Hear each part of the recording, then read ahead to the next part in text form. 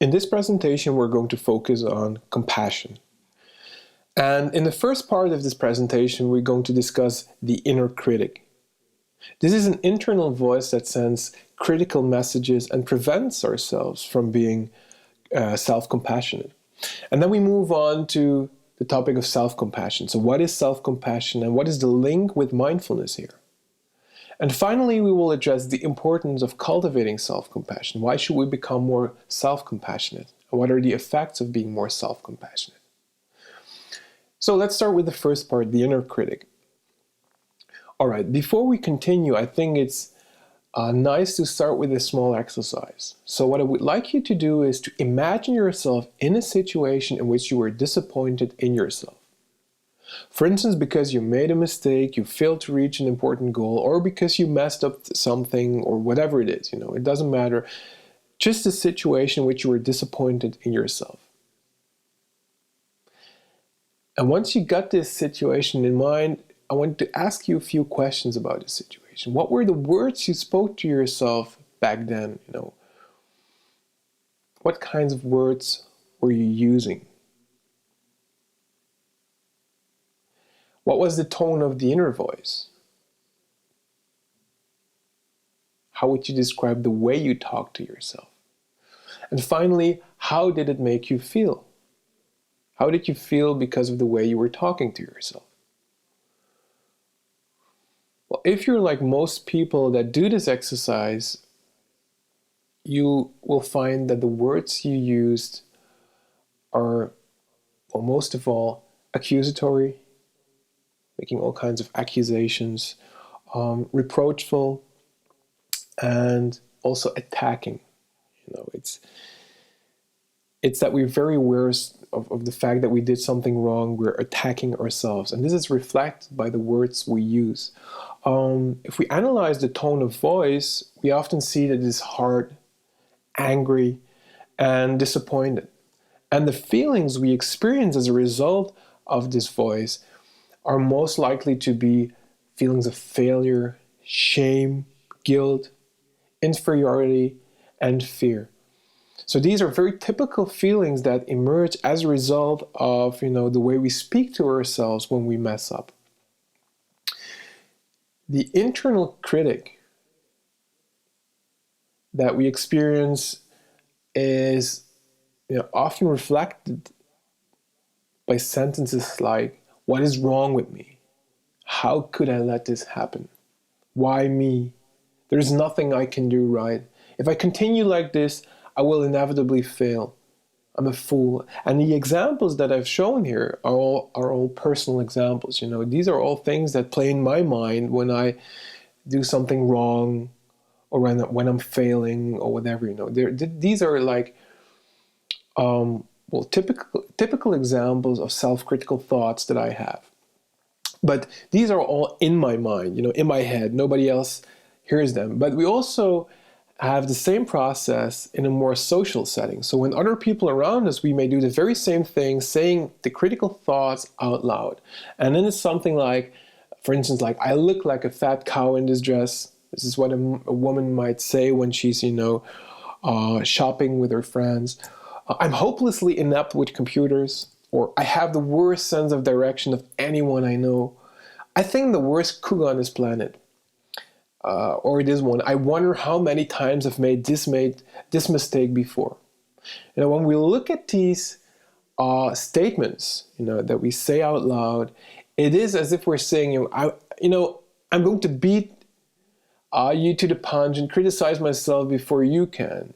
I recognize how flawed and imperfect I am, so you don't have to cut me down and tell me what I already know. So it's as if we're saying, like, okay, I'm not perfect. I know, I'm aware of it. So far we talked about, a voice that we use to criticize ourselves. And this voice, when it's inside ourselves, when it's talking to ourselves, is called the inner critic. So it's an internal voice that commands and sends negative messages.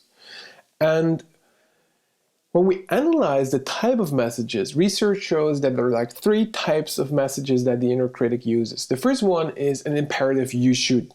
you should do better, you should try harder, you're not good enough, you should work harder. The second one is related to disapproval.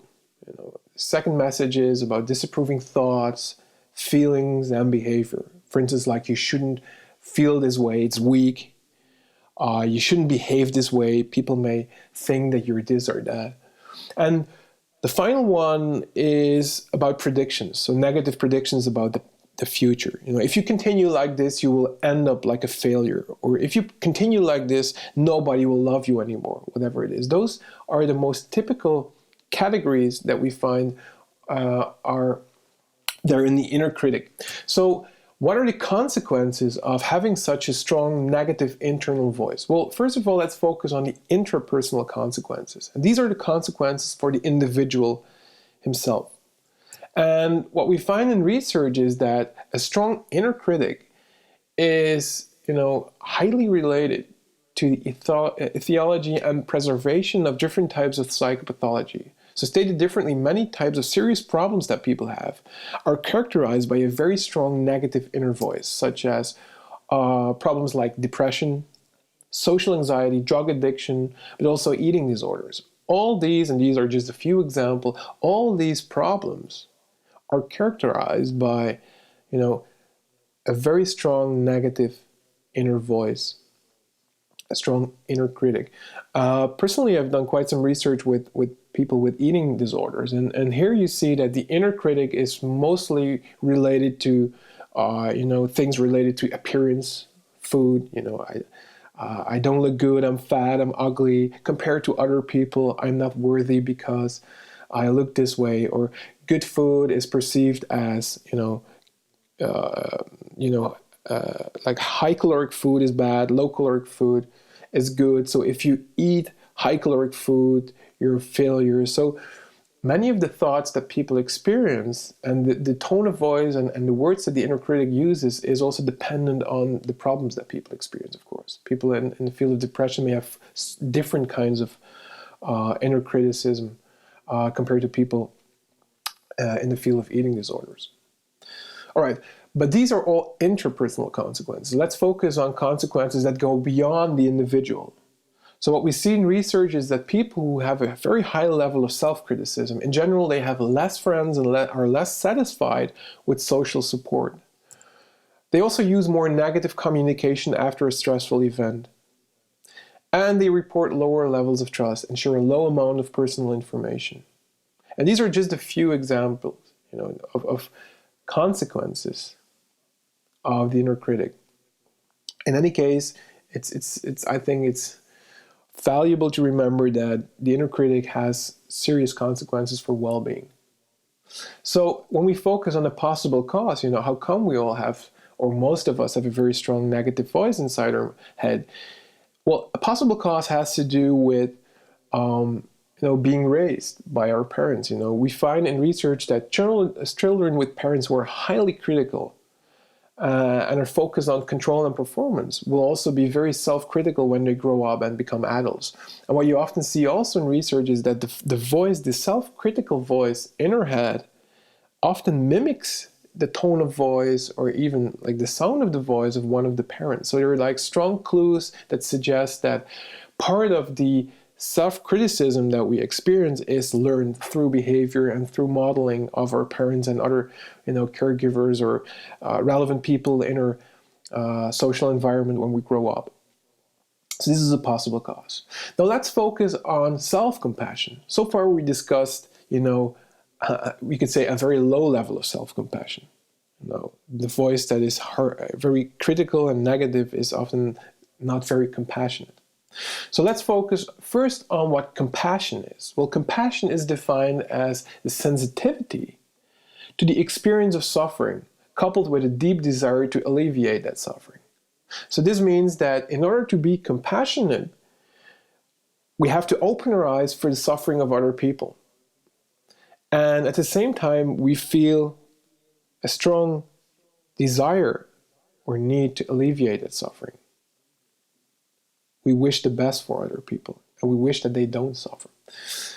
What compassion is not, because when we mention the word compassion, to many people, they have a lot of misconceptions. Some people believe compassion is about suffering. When somebody else suffers, you suffer as well. It's like co-suffering in this way. But co-suffering would mean that two people are suffering, and this can never be a good thing. It's sad enough that one person is suffering, obviously. And co-suffering, compassion is also not, victimizing somebody. It's not like, okay, this person is suffering, he is having a hard time, and therefore he is a victim because he's struggling with life. Because if we adopt this kind of attitude, compassion becomes something like, okay, this person is weak and he needs to be helped. So you immediately create some kind of distance between you and the other person. The other person is not, victimized. So what is compassion? Well, compassion involves, first of all, acknowledgement of pain. In order to be compassionate, we have to be open to other people's pain and be aware of it.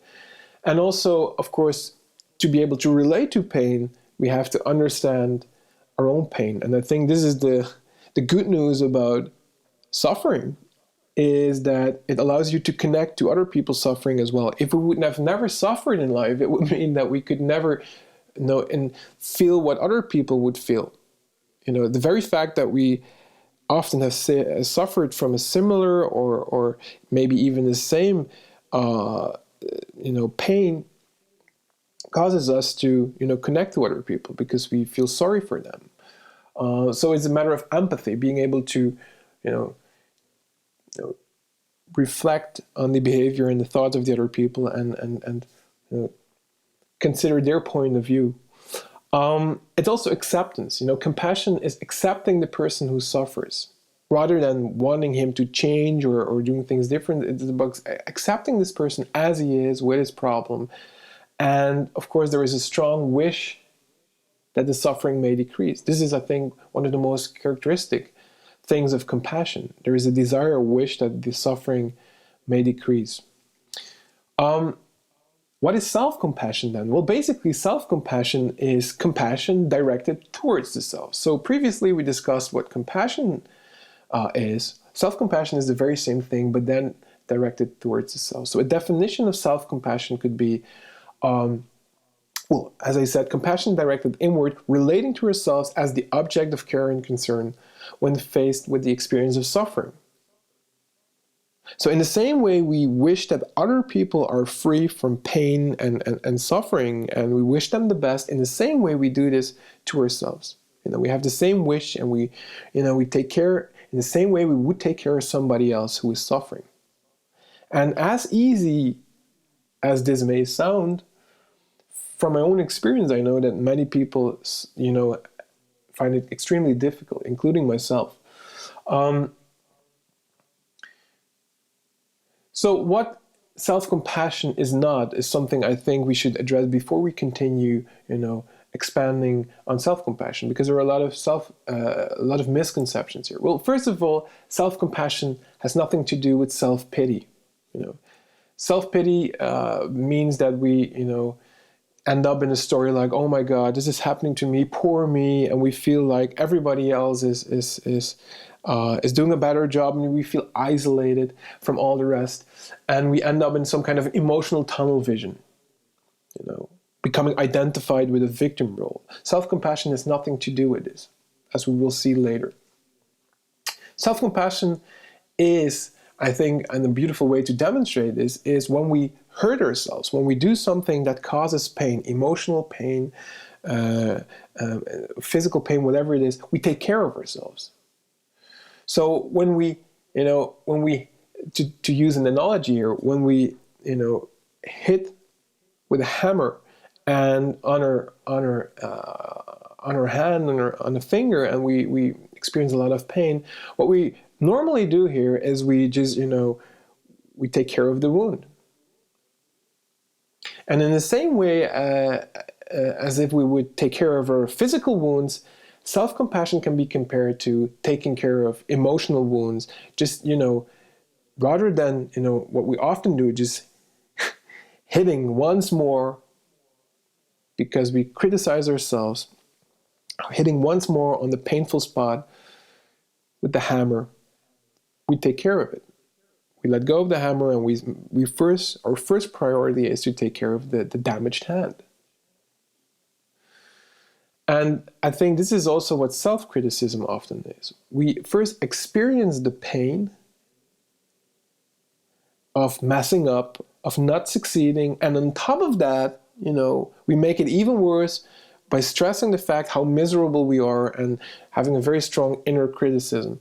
And the inner critic can be compared like a hammer who is constantly, after having pain, just hitting once more, hitting once more, hitting once more on the pain that we already have. So self-compassion is taking care of, the wound, taking care of yourself in a way. What could be a self-compassionate voice then? Self-compassionate voice could be something like, I tried my best. I'm just like everybody else, just a human being. I never signed a contract to be perfect. I learned something here. Next time we do it differently, and so on.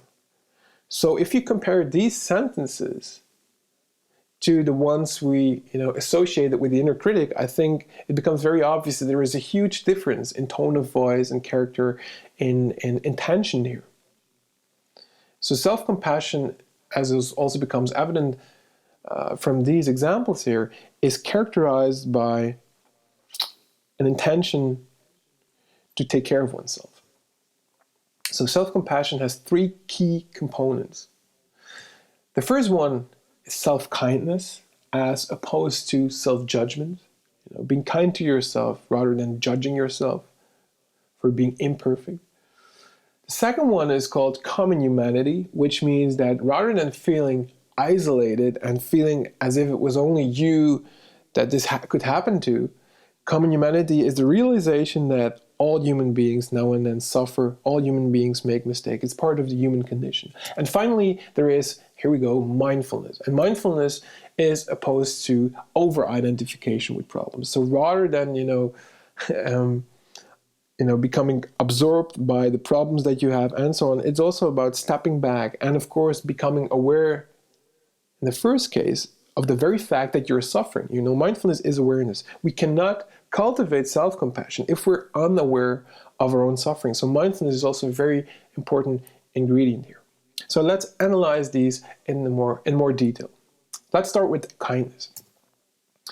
So as opposed to kindness, we said there is this hard, critical, negative self-voice, which is very judgmental, attacking the self, even if you have even if you experience a high level of pain, you continue no matter what to fix the problem. And often there is also a very strong focus on the outside world to solve the problem. I need to make this up. I need to correct my mistakes and so on. So it's going on despite of the internal pain that is experienced. What kindness means that we take care of ourselves. Rather than attacking the self, we accept the self for suffering and for failing. The fact that we fail doesn't mean that we, become less as a human being. And rather than continuing, despite of the pain, no matter what, we stop.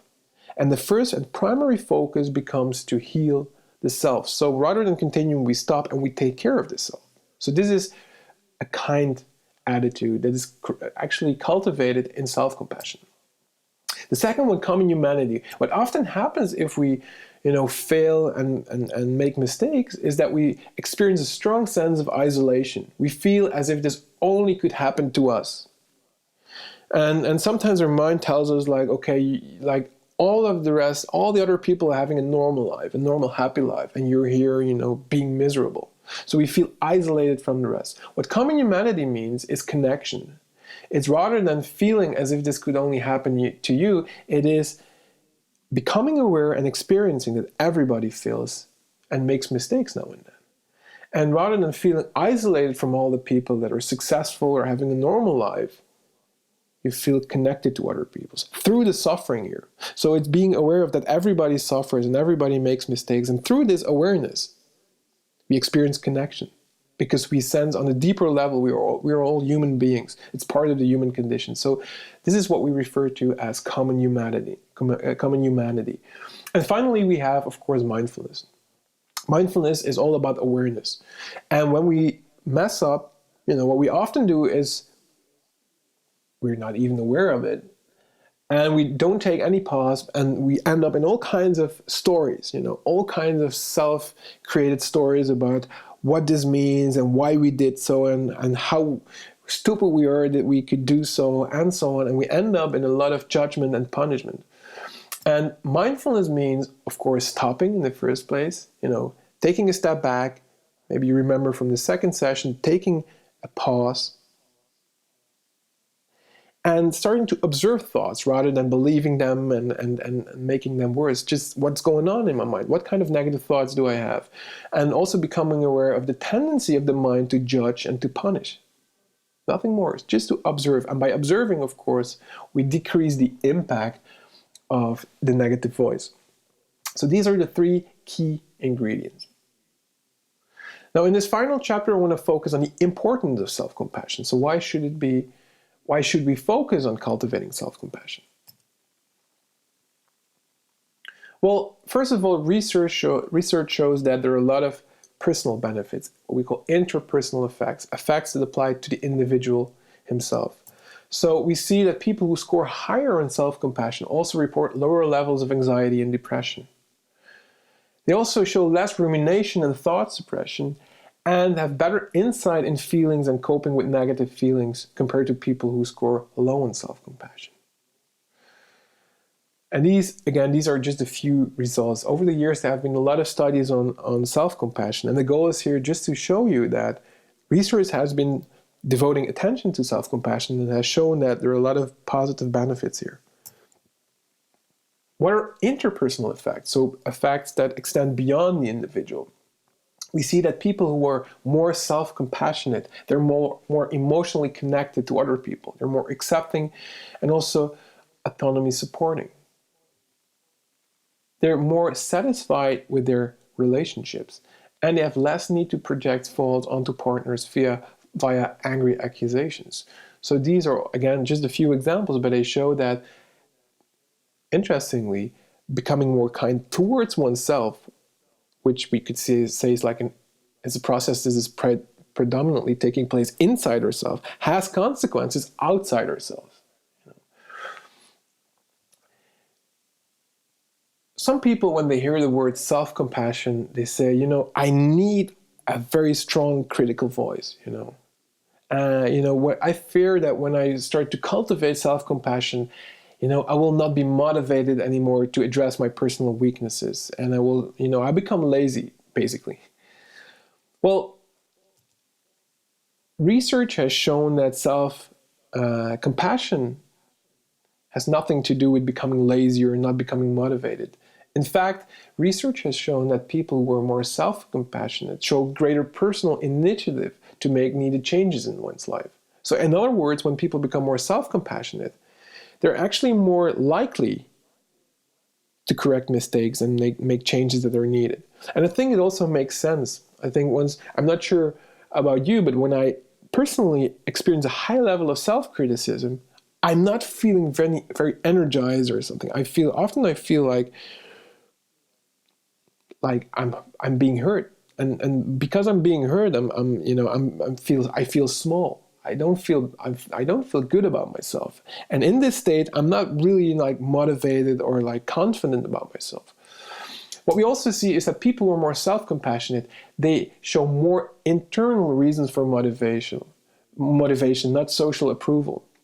So this means that rather than focusing on other people and having a strong outside focus, they're more intrinsically focused, more autonomous in their motivation. And also, we find greater intrinsic rather than extrinsic motivation. Again, the same principle. People become more motivated in a way that is actually signaling personal agency. So these research findings show that self-compassion is probably a very good way to actually deal with problems rather than to avoid them. If we analyze why this might be, we can again compare what's going on where we're highly self-critical, which is often an emotion-based self-attack, which is characterized by the wish to punish and judge ourselves. The dominant emotions are anger and frustration, and the focus on the complete self. I'm useless, I always screw up. There's like a very negative image of the complete self. And there's a strong focus on not messing up again, a strong focus on prevention, and there's a strong fear of not being good again in the future. So this is very typical for an emotion-based self-attack. If we compare this to compassionate self-correction, so when we want to improve ourselves based on self-compassionate view towards ourselves, we see a completely different picture, because rather than a wish to punish and judge ourselves, the wish here is to grow as a human being, the wish to improve. The dominant emotion here is not anger, but it's support. It's the realization that we need support, and that we can grow from our mistakes. And whereas an emotion-based self-attack, which is often very black and white, I messed up, I'm a complete failure. In the compassionate self-correction, we zoom in and see that we did something wrong, a specific thing, rather than ourselves as human beings are wrong. So we focus on a specific aspect of our behavior or the self that we want to improve. And here the focus is very much on growth and hope for success, rather than prevention of failure and the fear of failure. So you see here that compassionate self-correction can still, compassion is not about not correcting the self anymore. It is a very powerful way, I believe, to improve oneself, but it's based on a kind relationship with the self, rather than a negative self-attacking relationship with the self. Thank you for your attention. This was the presentation.